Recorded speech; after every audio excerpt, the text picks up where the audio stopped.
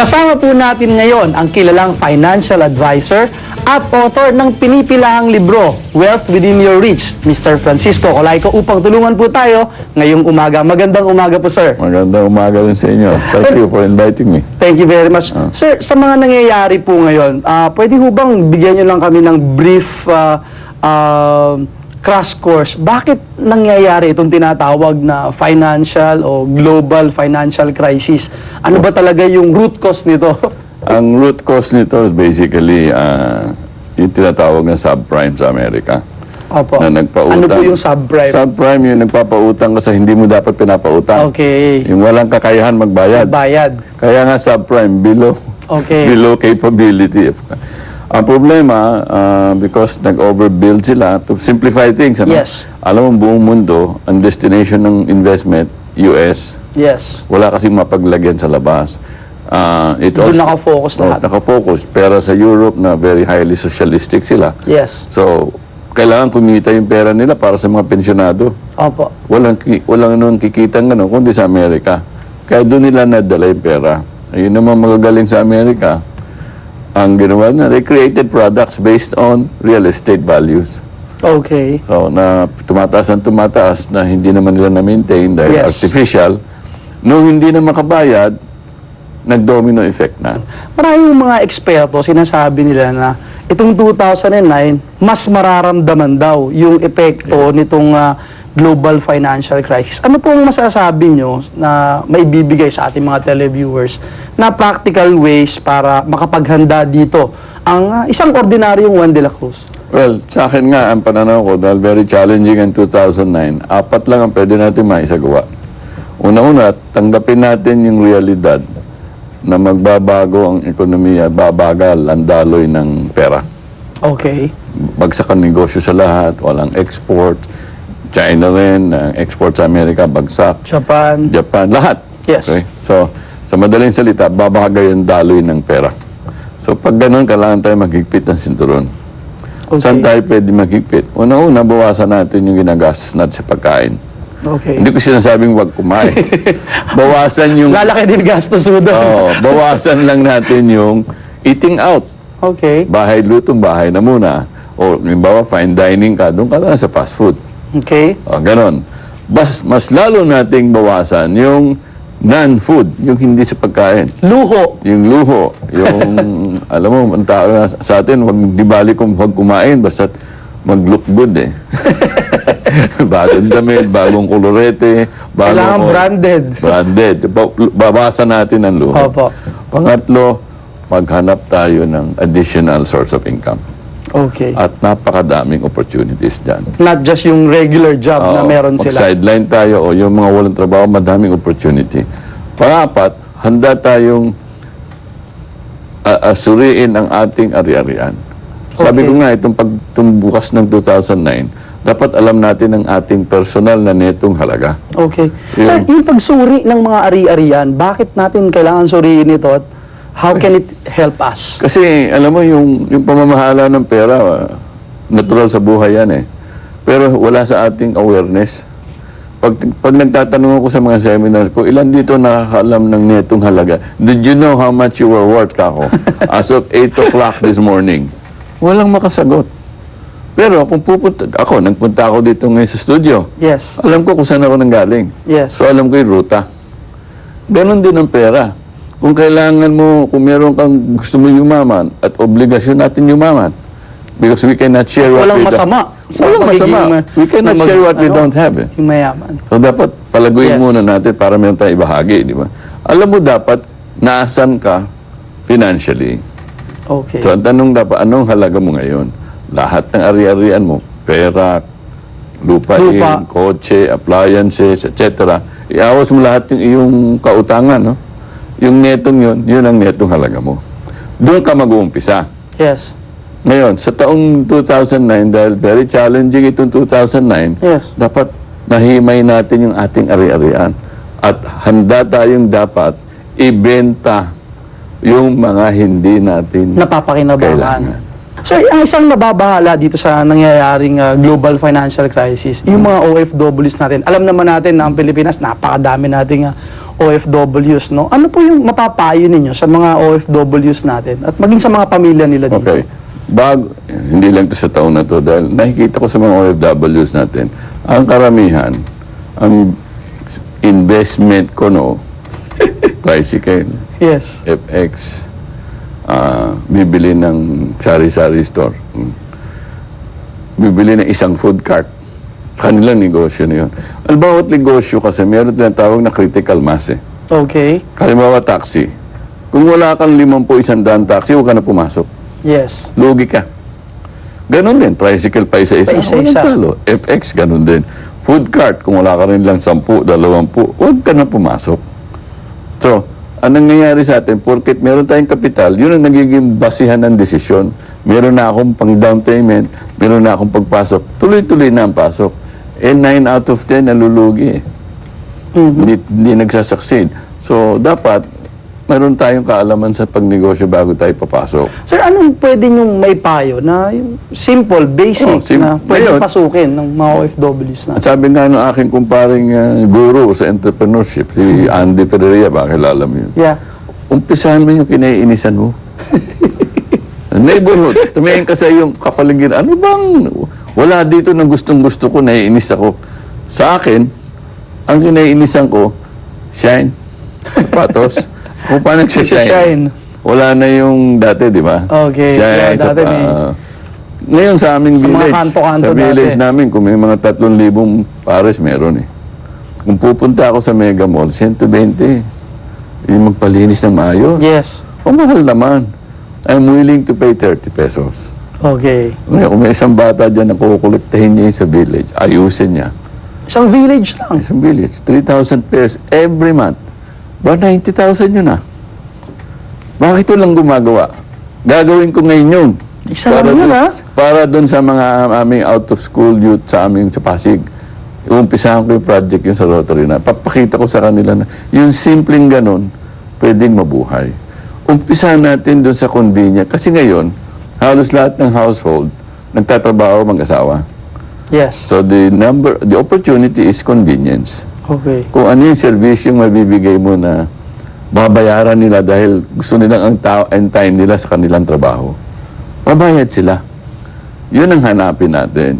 Sir, yung mga hindi naman OFWs yung pamilya, yung mga nandito, wala rin silang kamag-anak, medyo nahihirapan sila sa opportunity, no? Yung iba parang nahihirapan makakuha ng trabaho. So, they're thinking, let me start a small business. How can I start a small business and wala naman silang MBA? Hindi kailangan eh. In fact, yung MBA nga problema eh. Mas may I'll tell you problema why. yun. Mga MBA, ang philosophy, ready, aim, fire. Fire. Nag-aaralan. Pag entrepreneur ka, hindi. Ready, fire. Tsaka ka na mag-aim. Saka mo na Doon mo na gagamutin. Saka mo na i-fine-tune. Pa-fine-tune. Ngayon, isa tanong mo, ano yung pwede magawa nila? First, mindset. Lakas ng loob din, no? Ang iba kasi, ang kanilang mindset, wala akong kapital eh. Anong magagawa ko? Mali. Ang dapat, umpisahan natin, anong gusto kong gawin? Ano yung konsepto ko? Saka ko alamin kung magkano kailangan ko. Yes. Ngayon, kung ang kailangan ko, sabihin natin, 250,000. 800,000 lang kaya ko. Hindi ko na kaya. Pwede ka namang humanap ng kasosyo. Okay. Pwede ka namang umutang sa SM, sa Small Business Bureau. But dapat maliwanag yung sa'yo yung konsepto ng business mo at kakayahan mo. At dapat hilig mo. Hindi yung Talagang mamahalin mo. O sakit dahil ng negosyo pag hindi mo tinutukan, goodbye ka. Ayan ang napakaganda hudip Goodbye yan. yan. Goodbye pag hindi mo tinutukan. Tinutukan, oo. Oo. Yan ang kadamihan nagiging ano natin. Sir, doon naman sa mga may existing na, nandito na sila, nakikita nila na okay lang, nagbe-break even, minsan kumikita, minsan nalulugi. Ano mapapayo niyo sa kanila? How can they, paano po nila mapapalago o paano nila marirealize o kailan yung point na masasabi lang, teka lang, mukhang this is not going to work? Hindi kasi minsan, wala tayong masyadong emphasis sa tinatawag natin understanding yung concept ng negosyo. Example, Okay. merong isang nagbebenta ng, sabi natin kakainin. This is an actual case. Sabihin na natin na ensaymada siya. Masarap. Ang kanyang focus, ang sarap. Gusto niyang malaki. Gusto niyang palaguin. Masarap. Ang nag-advise sa kanya, gawa ka muna ng research. Bakit binibili yung produkto mo? Na-discover niya, 9 out of 10 ang bumibili, hindi kinakain. Pinanririgado. So, based on that finding, iba dapat ang marketing strategy mo. Kasi yung produkto mo, pagregalo. Hindi pangkain. Hindi naman ibig sabihin kahit na pangit ang lasa. Yes. Ayos lang ang lasa, pero ang emphasis mo, convenience in buying, Presentable. packaging. Packaging, yes. So, nung ginawa yun, 300 times. Ang lago ng negosyo. 300% lumago. So, ang kulang sa atin, hindi natin pinag-aaralan. Kala natin negosyo, buy and sell lang eh. Porket bumibenta, tapos na eh. Every business has a concept. Okay. Kaya sabi nga nila, lalo na sa food business, ang dami nagsasarado, di ba? Porket marunong magluto, pasok na eh. O kung masarap yung pagkain, okay na. Hindi lang yun eh. Meron ka dapat konsepto. Sir, ano naman yung masasabi nyo na itong 2008 patok at itong 2009 patok pa rin itong negosyo na to? O siguro yung isang question na ano naman yung patok ng 2008 na teka lang, mag-isip-isip ka, baka hindi na patok yan sa 2009. Sa 2009, tatlong areas na nakikita ko na 3 areas. hindi pa rin babagsak ang demand. No? Pero Okay. siyempre, hindi porke pumasok ka doon, sigurado ka. Yes. Of course, food is there. Food. Health products. Lahat kumakain, lahat na kailangan maging malusog. Saka very conscious na ang tao ngayon Yes. sa herbal products ngayon. Opo. Imagine, ang ating medical drug business is over 200 billion Yes. in sales. Ang potential ng herbal yan, mas malaki pa eh. Pangatlo, yung services sa tourism. Okay. When I say tourism, hindi foreign tourist, no? Domestic. Tourist. Bed and breakfast. Ay, makatikman mo yung lutong bahay. Pag maganda-ganda man lang ang bahay mo sa probinsya, hindi naman kailangan 5-star. Kailangan 5-star ang serbisyo. Ang facility mo maaaring 1-star, 2-star, basta't malinis yung sanitation mo, facility, malinis ang banyo mo. People would rather, I think, stay with you than in a hotel. Eh, Oo. kulang na nga hotel natin. Tama. So, yung ibang hindi na makaka-travel abroad, they go in the Philippines. I was told 16 million local tourists natin. Opo. It's been It's growing. Eh, Yes. wala mga hotel eh. Yes. Wala mga hotel.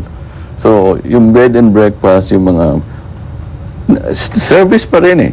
Okay. Service pa rin. Dahil manufacturing, hirap tayo ngayon. Oo. Sir, siguro kailangan ko itanong ito, no? Bakit may mga tao kasi na ang konsepto, pag kulang yung pondo nila para mag-startup ng business o pumasok sa isang negosyo, laging kasi uutang. Parang, paano ba dapat i-treat yung salitang utang? Kasi parang yung iba masyadong takot. Yung iba naman, sobrang umutang. Tapos, pag nagkaroon na ng pambayad, sa halip na bayaran yung utang, kung ano-ano yung ibang gagawin. Well, sa akin, meron tinatawag na good debt and bad debt. Yung good debt, yun yung utang na nilalagay sa paraan na kaya niyang bayaran yung interest. Okay. In other words, productive debt. Uutang ka, hindi ka para bumili ng cellphone na bagong modelo. Talo ka na dyan.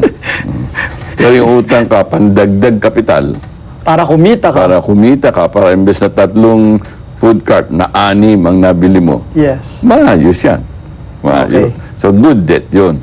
Yung iba natatakot, wala na tayong magagawa doon. Pag ang psyche mo ayaw mong makautang, wala tayong magagawa. Sinasabi doon. nila kaya daw tayo hindi masyadong apektado dito sa mga ganito dahil takot daw umutang ang maraming Pilipino.